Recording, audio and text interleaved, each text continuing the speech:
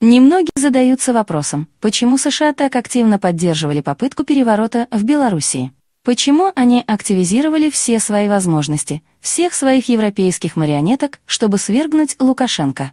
Ведь накануне Беломайдана последний активно заигрывал с США. Казалось, многовекторность почесывания России против шерсти устраивает обе стороны. Сам президент Белоруссии утверждает, что раскачка его страны связана с активным подступом к самой России. Отчасти так оно и есть, ведь в выстроенном вокруг России по старым рецептам в Орландо-санитарном кордоне враждебных стран нахально зияет дыра в форме территории Республики Беларусь, которая лавирует вокруг России по формуле «отдаляться, но не предавать, сближаться, но не до поглощения, торговаться, но не суверенитетом». Кроме того, параллельно с Беломайданом разыгрывалась карта с отравлением Навального, которое должно было сыграть роль спускового крючка протестов уже внутри России. Но не выгорело. Оказалось, что наше общество не настолько наэлектризовано недовольством, как белорусское. Это, кстати, объясняется прежде всего тем, что Лукашенко на свою голову вырастил целый класс молодых IT-специалистов с высокими доходами и либеральным мировоззрением. У нас есть деньги, хотим жить, как в Швейцарии. Они возненавидели народ и лукашенковское совковое государство. В России же социальный ландшафт совершенно другой, а поистрепавшиеся либеральные столичные круги уже изрядно испили чашу разочарования в своих лидерах. В Белоруссии же люди вообще были готовы сменить Лукашенко на Тихановскую, которая ничем, кроме кастрюли сковородок, никогда не управляла и никакого интеллектуального авторитета не имеет. Атака США на Россию как элемент новой холодной войны. Но позиция Лукашенко только вызывает новый вопрос: с чего американцы так внезапно возбудились против России? Жили себе в стабильном состоянии пассивного противостояния, вводили санкции, использовали тему России во внутриполитической игре, кошмарили народ русскими хакерами и ракетами, обосновывали военные бюджеты. Зачем организовывать свержение Лукашенко и пытаться раскачать ситуацию в России? Это же была достаточно масштабная кампания, в рамках которой был мобилизован немалый разведывательный, информационный, дипломатический и политический ресурс. А это все деньги, причем немалые. Американские прихвостни задешево надрываться не станут. А надрывались они знатно, особенно в Белоруссии.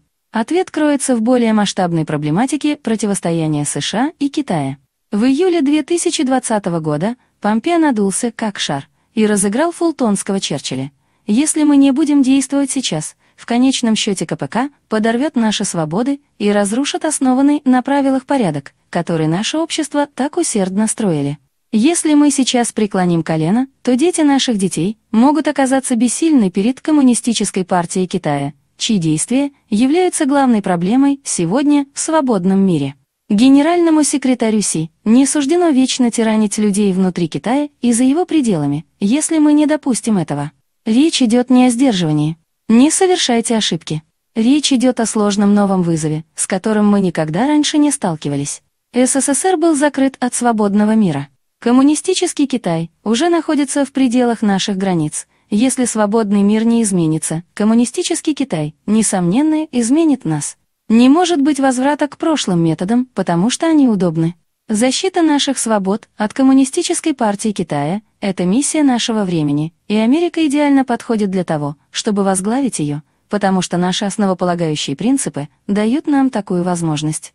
Американцы издавна считают, что успех подавления глобального противника прямо зависит от окружения его границ. Отсюда все эти ударные авианесущие группы и санитарные кордоны.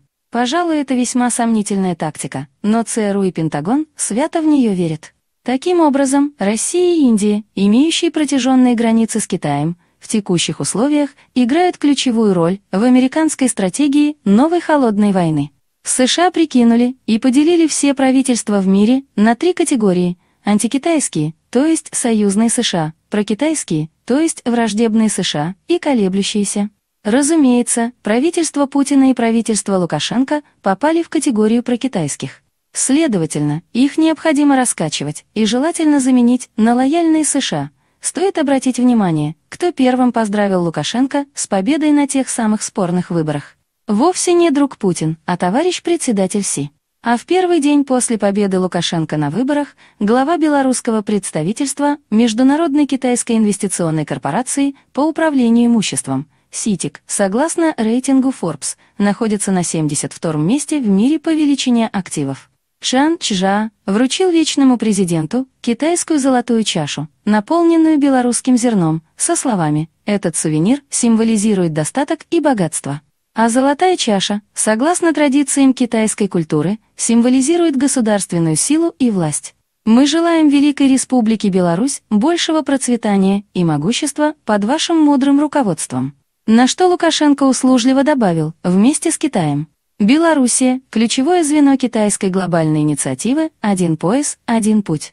Она одна из первых стран, которая не только поддержала концепцию нового шелкового пути, но и начала ее практическую реализацию на своей территории. Стоит ли говорить, что в программу белорусской оппозиции входит разрыв данного партнерства? Белоруссия стала для американцев подступом к китайскому бастиону и ключом к российским границам, полем битвы новой холодной войны. Отсюда и невиданная активность, которую они развили. Попытка использования протестов на Дальнем Востоке. В аспекте атаки на Россию всплывает еще одна, казалось бы, внутрироссийская история про фургальские протесты. Хабаровский край – регион, через который происходит экономическое взаимодействие России и Китая.